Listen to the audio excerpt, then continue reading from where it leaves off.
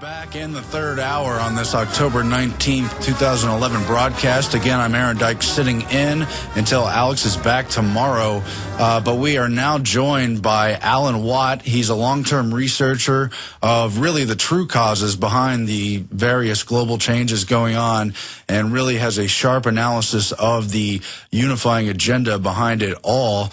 He's also a bit of a Renaissance man. He's done music, poetry, philosophy, written books, and many other items. Alan, thanks for joining us, and welcome to the program.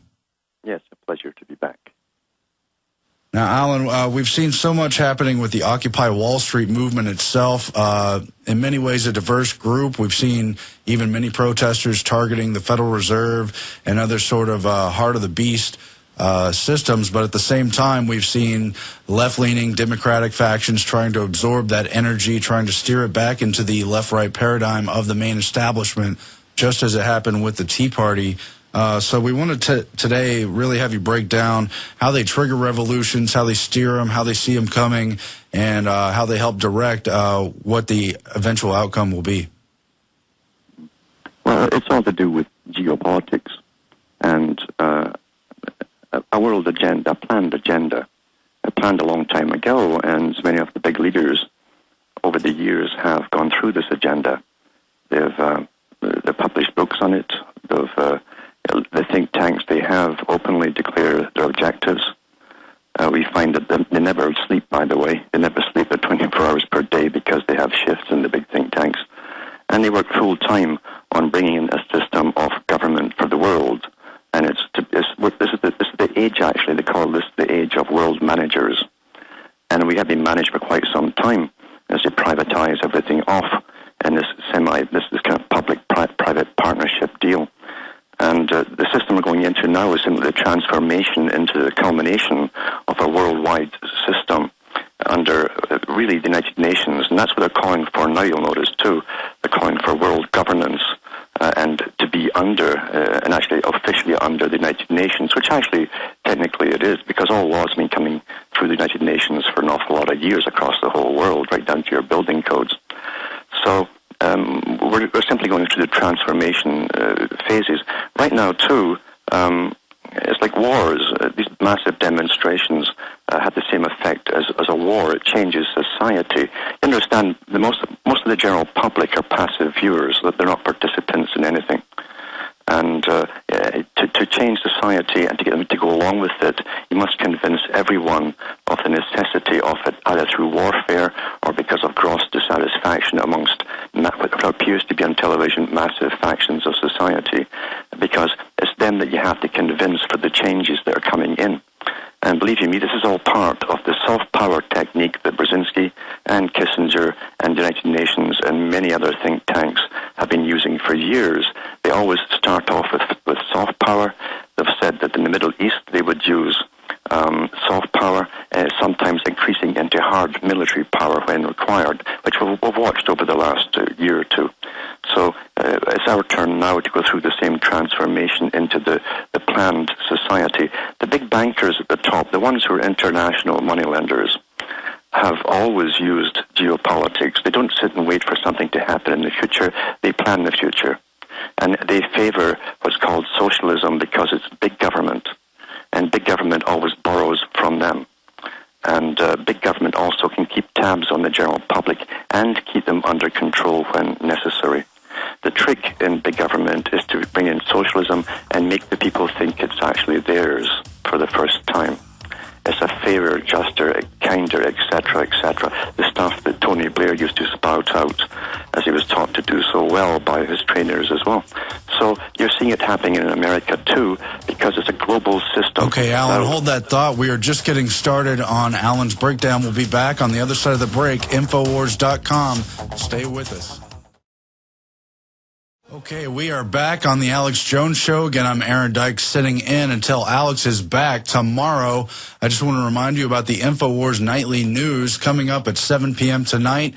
We're going to break down some of the suppressed cancer cures and some of the hospitals that are carrying them out rather than chemotherapy. We're going to cover debate highlights and many other items from the breaking news. But right now we are joined by Alan Watt, really one of the most well-researched and deeply understood people who have analyzed what's going on in the global system behind what seems to be unrelated events going on in the world. Now, Alan, we have the planned economic crisis. They knew it was coming. They hedged their bets against it after abusing the system for decades.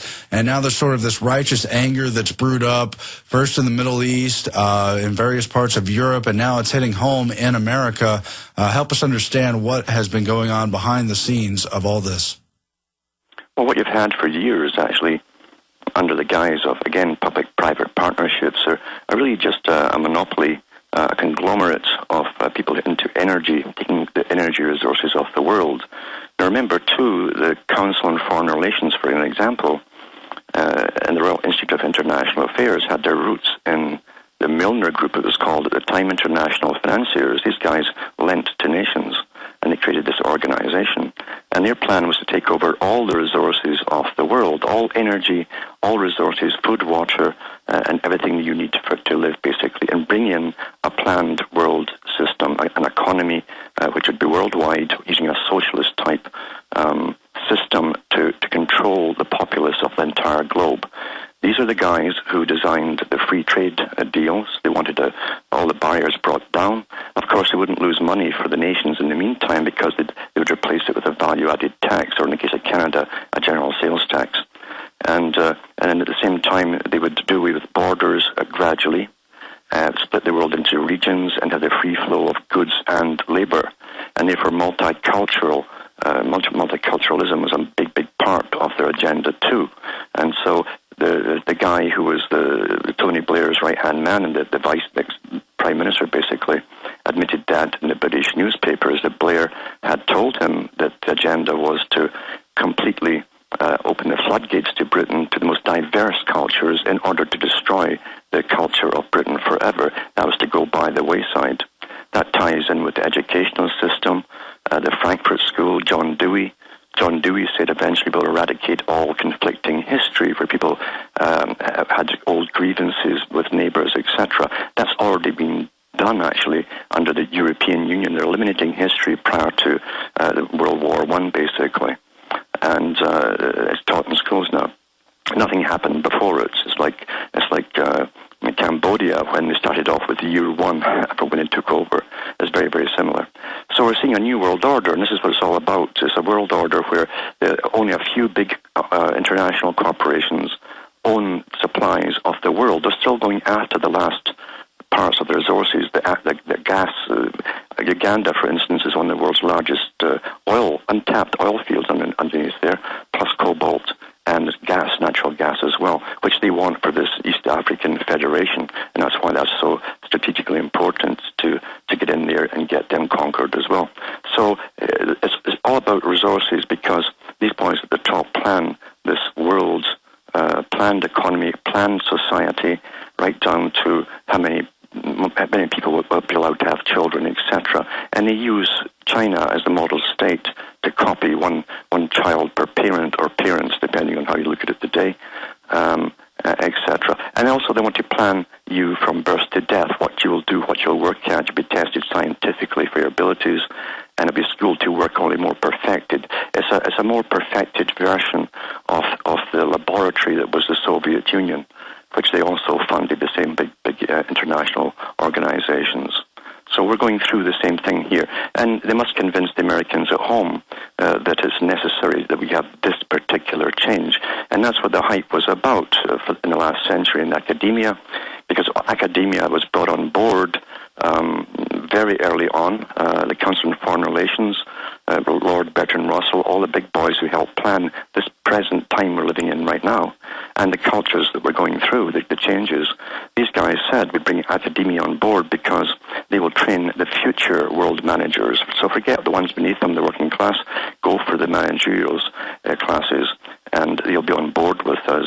Well, they've done that in academia, in cahoots with this new expert-driven world governance, will run your life in a scientific fashion, a scientific dictatorship dictatorship, actually, it was called by the first United Nations UNESCO CEO, and that was Huxley's brother, Julian Huxley. So this is what we're going through now, the big changes towards their goal into a planned economy. And they're even using energy, which was planned back in the 1920s and 1930s under Technocracy, Inc. It was a new theory put out by the same boys, by the way, Council on Foreign Relations and Royal Institute of International Affairs, to take over the world's energy supplies. And really all money was a unit that they would use against the value of energy units. And eventually they'd be replaced by energy units. Well, we have carbon taxes, carbon units coming in right now. And eventually it will be how much it costs in energy units to keep you as an individual alive. So this is the actual whole conglomerate of the Fabian Society, which was just a left-wing part of the Royal Institute of International Affairs, backed by multi-billionaires. I mean, the Astor family helped to kick it off and fund it. And the big bankers, of course, creating the Royal Institute of International Affairs and the Council on Foreign Relations. And they have branches across the entire planet. And George Soros, in fact, is the CEO of the for the whole of the European Parliament group. He's the head of that. So it's the same organization across the world. You go in India, in Africa, all Australia, all the British Commonwealth countries have their memberships. And this is the planned system that's taken them over 100 years to achieve. We're going through parts of the stages right now. Yeah, I really had to back you up. When you trace the history of anyone, for example, the Rockefeller Foundation, it's hard to find where they deviate from that Cecil Rhodes Roundtable group that have steered off into so many of the entities you mentioned. But help bring us up to speed of how they saw the current revolutions coming and how they've prepared for it and where they plan to take it as part of their larger world government takeover. Mm-hmm. Well, number one, they always know there's going to be a backlash whenever they do something. But it's a plan, it's a cooperated, I call it cooperation and backlash, because they remember these guys run the big far left groups. They run and finance them. In fact, your own governments have been financing them for the last 50 years, the same organizations.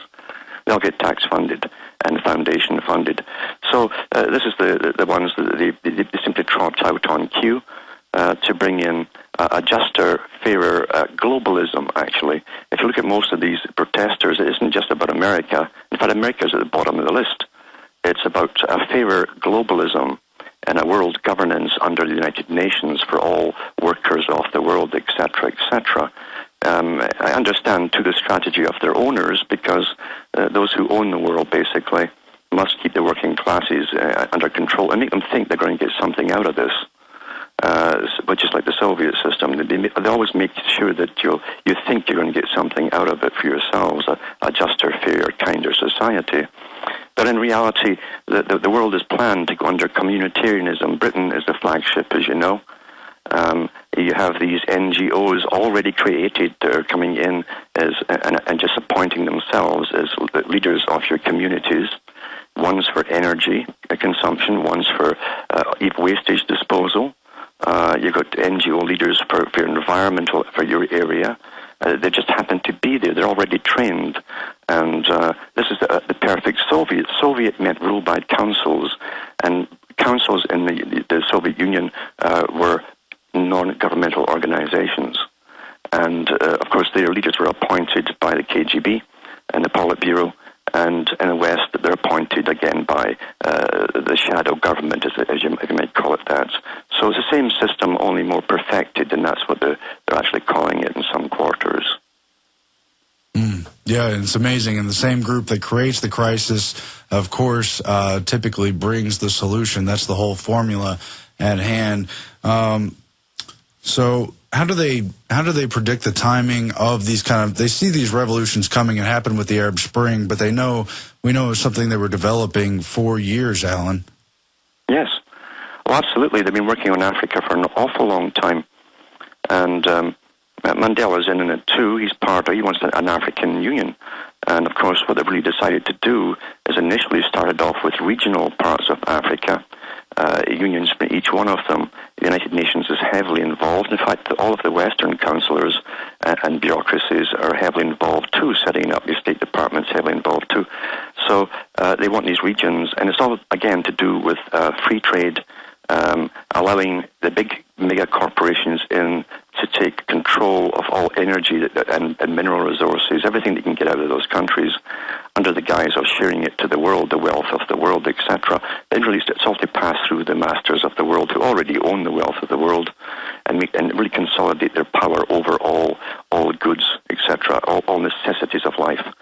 And all they have to do in the meantime is knock down the petty dictators they've already put in for a certain phase, who've now served their purpose and are getting too comfortable in their seats. They don't really want to part and leave the throne and into our no more open society, so they'd simply get rid of them instead.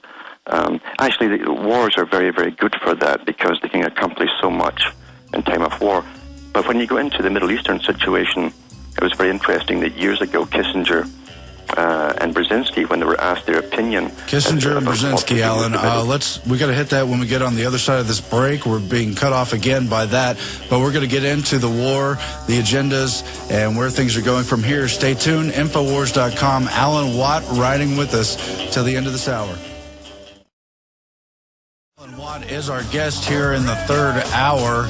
I am Aaron Dykes, sitting in until Alex returns tomorrow with a powerful broadcast. But you also want to check out the InfoWars Nightly News. Again, tonight we have some very special reports prepared. But, Alan, you were just getting into some of the factors in the Middle East, bringing up Brzezinski and Kissinger. If you could please continue. Yeah, the agenda for the Middle East was complete destabilization. They wanted to destabilize the countries. It makes it easier for the big boys to go in, which they did, of course, smash the infrastructure, get the taxpayers of America and Britain and elsewhere to build brand new refineries. Said the old ones were inadequate. And we did, and then they auctioned them off. Actually, they gave them away to the big corporations. That was published in mainstream. So it's much easier to have control in an area when technically it's destabilized, because you can bribe the local little gangs that form, or sides that form, when you break up, especially Muslims, against different sections, different factions. And that's exactly what Kissinger and Brzezinski said. They'd like to do long-term destabilization, and that way the big corporations with private armies can basically draw the oil and excess stuff out of there for free, basically, very little money at all. Whereas if you have a strong government to deal with, you have to go through regular channels and pay a good rate of return, etc., for the oil. So that's happened, and they'll keep it destabilized for an awful long time. And also, too, they've actually said that in the Council on Foreign Relations, they must keep that whole region safe for Israel. That's a big part of it. It's out in the open. It's to keep it safe for Israel. There will be no other superpower in that area. And we see the same thing with Egypt. One of the prime ministers of Israel said years ago, he said, if we can get Egypt, then that's the jewel. And he says that's the jewel that we're after. That'll be the jewel in their crown, basically, getting Egypt. Control of Egypt, very strategic point for them as well. And so they've achieved goal after goal after goal with cooperation from the U.S. And the military doing all the work and paying all the cash for it, basically. So there's different geopolitical strategies, but the main thing is to keep them destabilized for an awful long time to come, almost into a third world status in many cases. And that's what we see happening right now. Yeah, and obviously for power that doesn't belong in the region to project its force, you have to kind of implement destabilization, get the different factions fighting with each other. Otherwise, they will have too much stability, and then you can't interject with the various energy powers, as you say, and the rest of it. Yes, and we realize, too, this is a very old policy and tactic, because Britain was using the exact same tactic when India was a conglomeration of small princedoms, basically, and Britain united it by getting all the factions fighting each other for a long time, and they'd play them all off against each other, and eventually, over time, when it was right to do, they consolidate different sides and bring them into a bigger region, and then the next region, until they had the whole of India united under their own particular rule. So they might be doing this for the next 50, 60 years in the Middle East, at least. Yeah. Well, they did that in so many places for so many hundreds of years. They coined it the Great Game. It's all technique. It's well understood. And they finance all sides. The problem in a moneyed system is that you can always get people within any faction, any group, to turn on their own people and be a spy or a provocateur. And therefore, you can always funnel money into the sides that are fighting each other, but only to a few people who are in the know, who keep it all going, and that's what they're doing. Yeah, and obviously it's far too easy to buy out a leader at the top, although we seem to fall for it time and again, regardless of country or context. Yes. Yeah. So on the other side, we want to get into the Iranian war, where things are headed with all the provocations and so many of the other events that are going on. I also want to bring up some of Brzezinski's book, Between Two Ages. He really talks about how under the emerging global government, you have the illusion that states are the real players, but really it's multi-million-dollar international corporations, the banks, and the other interests behind it. He talks about how even organized crime becomes part of the system because it's preferable to chaos. And he also talks about how third world conflict is just routine, really, to be expected, part of the larger development, Alan. I'm sure you could speak to that as well. And so we're coming up on the break in just a moment. And just want to remind you once again about the InfoWars Nightly News coming up tonight and every weekday, as well as the Money Bomb coming up in about 2 weeks. On November 3rd, we need your support. Let's get the word out and let's turn things around. Stay tuned. Infowars.com, prisonplanet.com. Alex Jones returns tomorrow. We are back once again at Infowars.com. I'm Aaron Dykes sitting in until Alex is back tomorrow. Our guest is still Alan Watt. He joins us for the rest of the hour, a long-term researcher into their long-term strategy, long as in 50, 100-year, and even longer intervals. But we also want to talk about current events, where the current Occupy Wall Street movement is going, and what kind of legislation will be piggybacked on their energy. But before the break, I brought up some of Brzezinski's quotes, just really talking about how third world conflict, organized crime, and all the rest of it is really routinized, as even states are really just chess pieces for the multi-million-dollar international corporations, major banks, financial institutions, and the rest of it, as Brzezinski puts it in his 1970s Between Two Ages book. Alan, can you speak to those issues? Yeah, and we see this is actually what's happening right now. Of course, to say the whole idea of the Royal Institute of International Affairs, Council on Foreign Relations, was to bring the world through a series of conflicts in order to take over all energy supplies, everything vital for human sustainment, basically, or containment, or even continue its ability. Has to be taken over and owned by a conglomeration, a world conglomeration. And we're seeing that right now as they destabilize other countries and do the same with them, one after another, using the soft power. But you're quite right there with using organized crime. They've always used organized crime. In fact, the latest Department of Defense from the think tank department that works for NATO and Britain came out with their report for the year. It's very similar to last year, or 2007 report was the last one they gave out. And these are the guys who said the world to come for a while will be one of conflict everywhere, and as basically these third world countries are brought under the control of the global governance system. And the big corporations go in to seize, again, the resources, all natural resources from those countries, and take ownership of them. And you understand, and he also said, too, that the distinction, as you mentioned there, about gangsters, etc., it said the distinction between organized crime and legitimate government will be very blurred. And it already has been for quite some time. For instance, the United States has been training for the last few years mercenaries from all over Latin America and elsewhere, training them in the United States, like the old School of America's idea, and sending them in as assassins into Mexico. And so you have these organized, militarized assassination squads in Mexico right now, and you don't know if it's the drug gangs who are assassinating people and putting the bodies out in the streets a warning, or if it's actually these mercenaries the U.S. is using.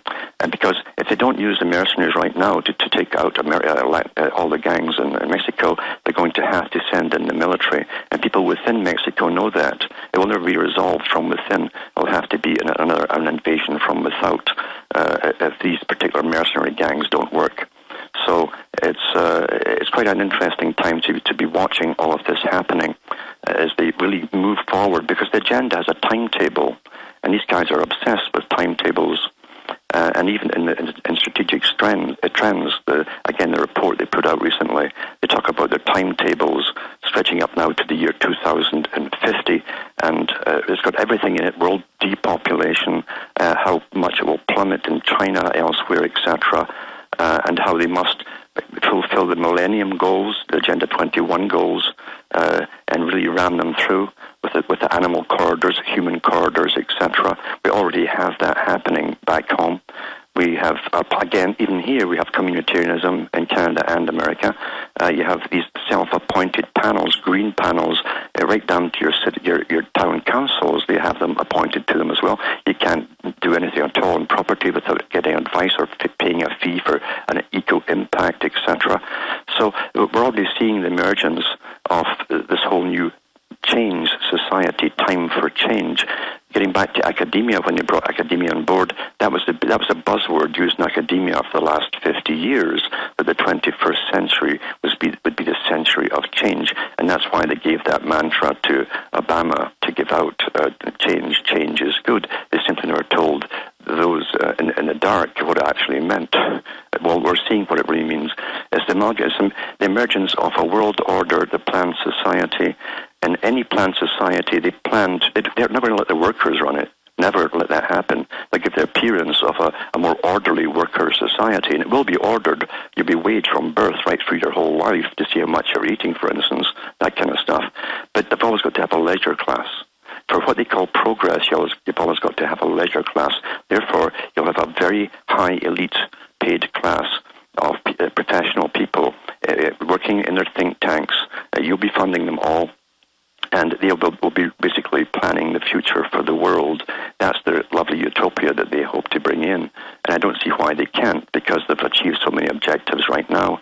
And we forget all the time how many changes they've brought in, as I say, right down to your local council, by appointing themselves as an bureau, basically, to every little town council, to the federal level, and provincial in Canada, up to the federal government. So it's all there. The basic blueprint is all in position.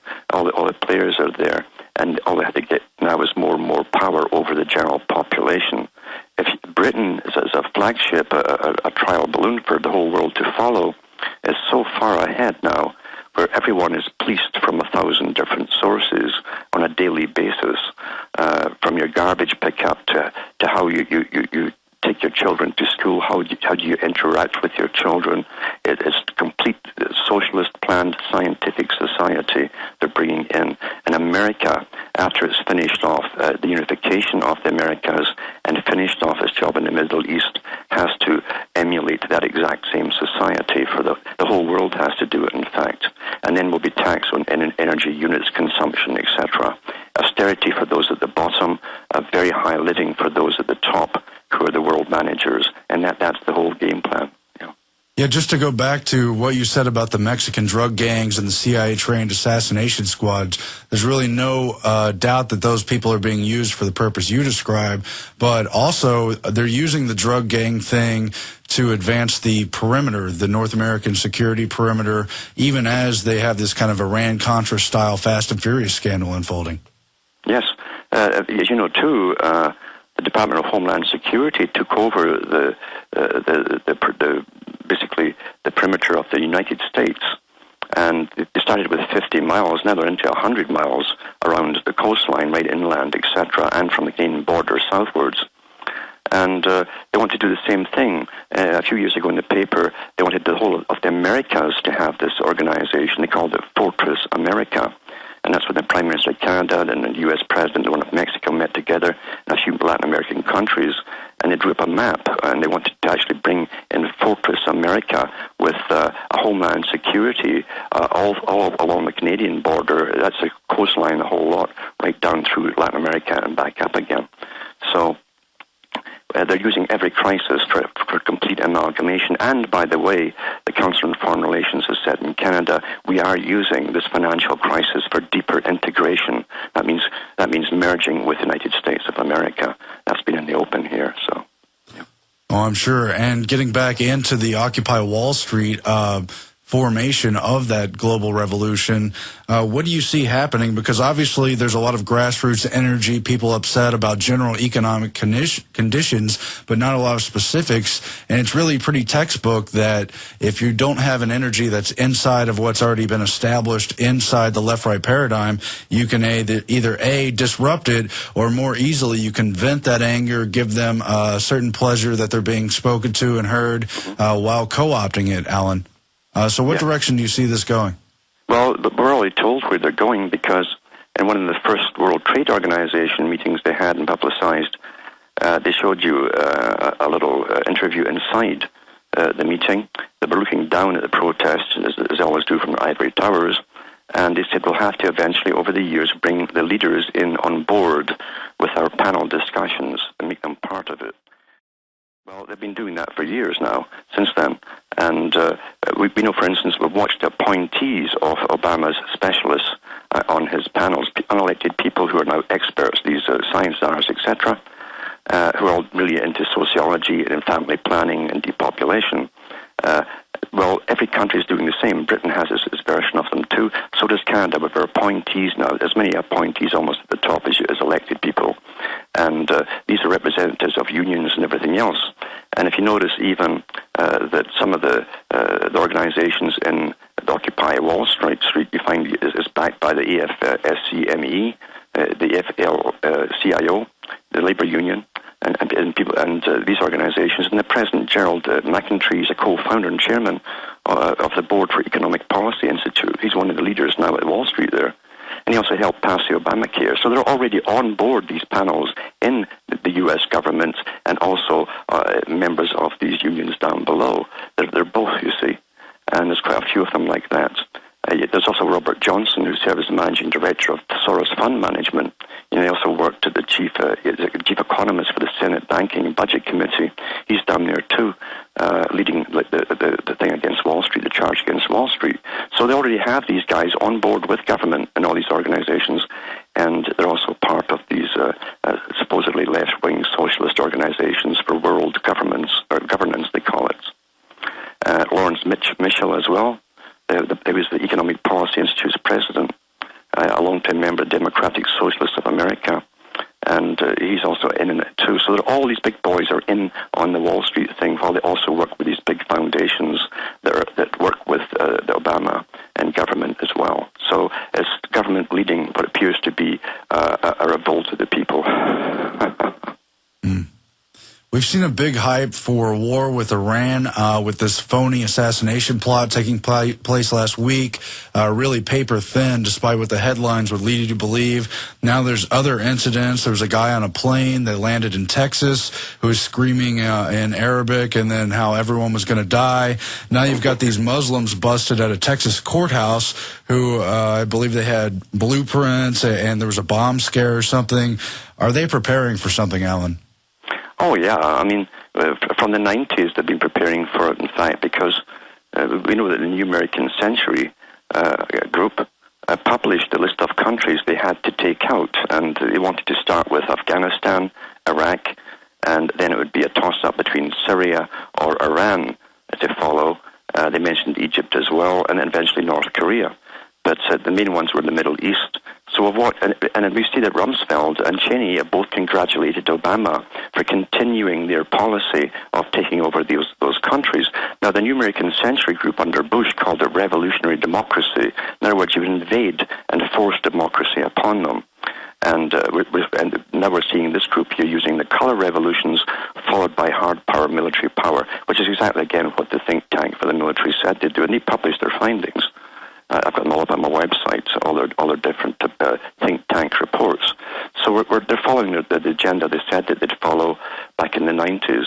And Jefferson said it, when you say the same policies follow from changes in house between one to the next house, then you know you're under tyranny. You're not under a different government, a different party. It's the same organization running the same policies. And that's what you're seeing.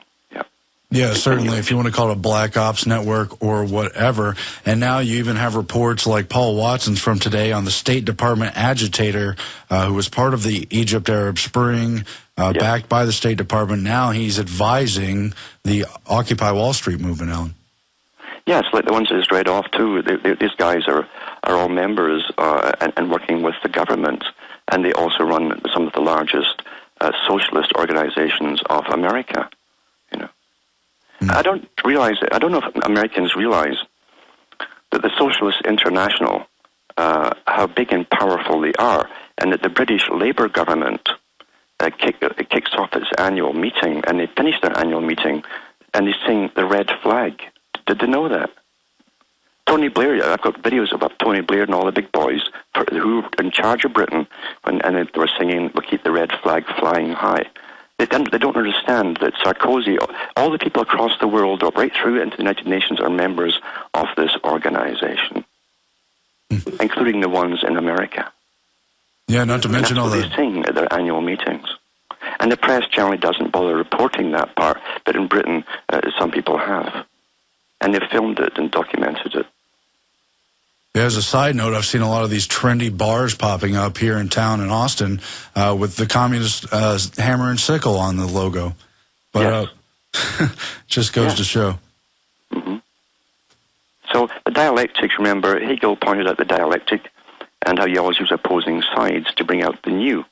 And what you also do under the Marxist program, basically, is that each generation of Marxists must be more radical than the previous one. And in fact, they've got the right to eliminate, physically if need be, the older ones who are still contaminated with the old ideas. And today we're seeing the younger ones who the fresh group, the fresh crop, they're freshly trained in university because that's where all the leaders come from.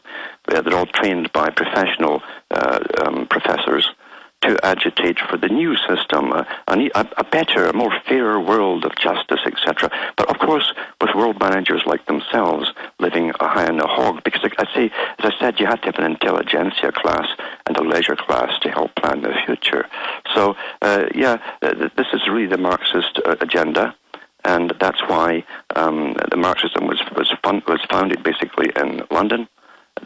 Marx was funded by one of the biggest factory owners in the whole of Europe. He wasn't a poor little guy, he had his own personal servant and all the rest of it.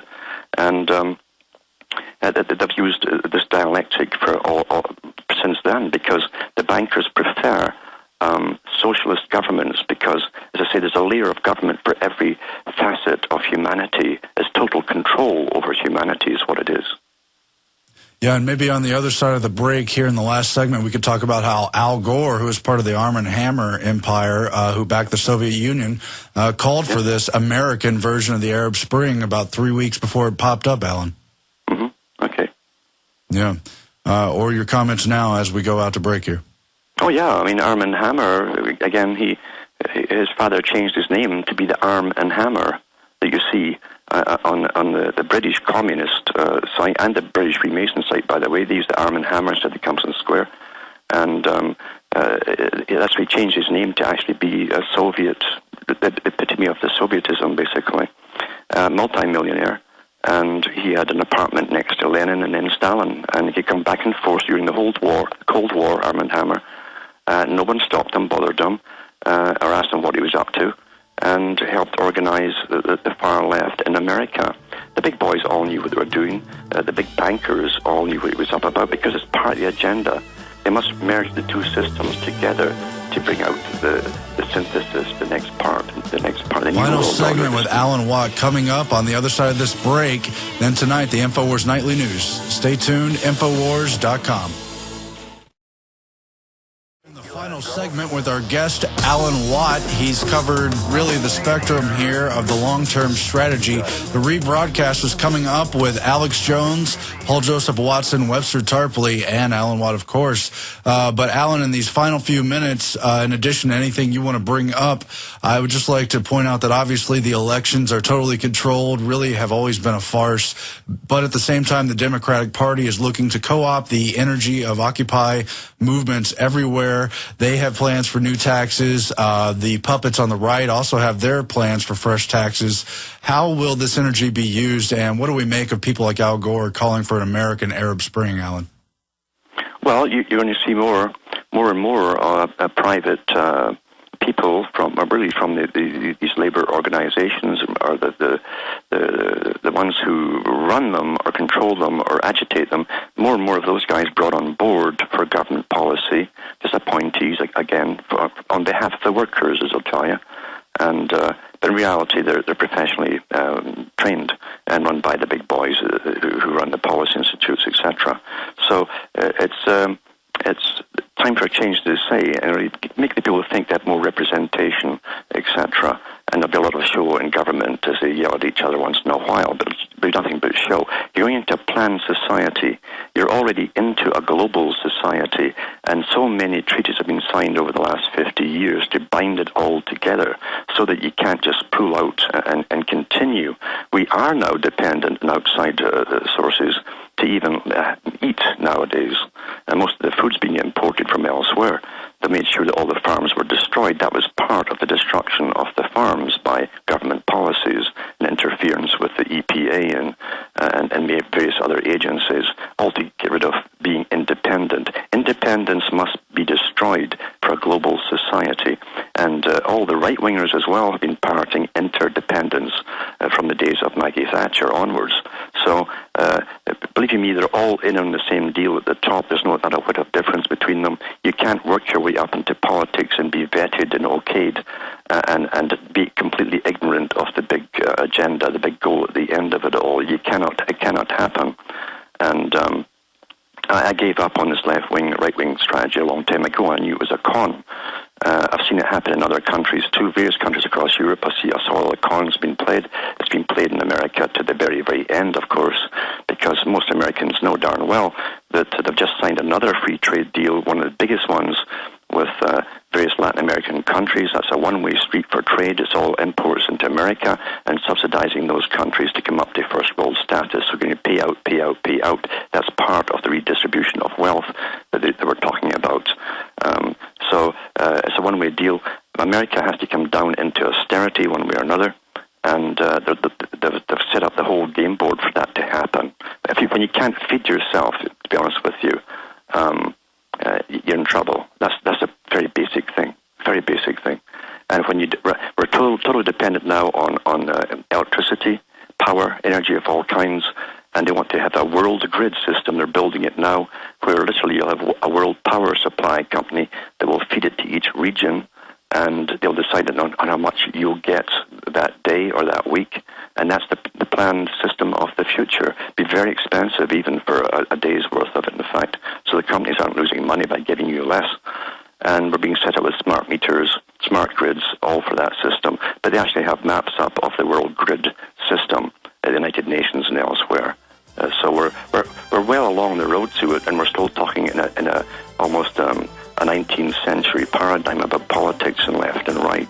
We're way past that point.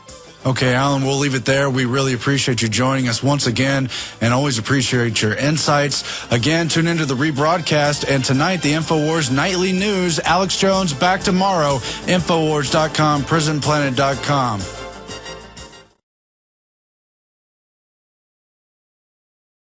You don't need me to tell you that humanity is in a deep crisis. Everyone can feel it. We know a tectonic struggle is now taking place between the forces of freedom and those who love darkness, bondage, and enslavement. Yes, my friends, evil is rising. But take heart. For every action, there is an equal and opposite reaction. Recently, New World Order operative Hillary Clinton admitted they're losing the info war. We are in an information war, and we are losing that war. The globalists are scared. They've overreached. The future of the info war is in your hands. Join prisonplanet.tv. Download the thousands of special video reports, ebooks, and more, and get them out to everyone you know. Continue to spread the word about the broadcast on YouTube, Facebook, Twitter, and every other globalist propaganda platform. We are going to use their system against them. The info war now goes into high gear.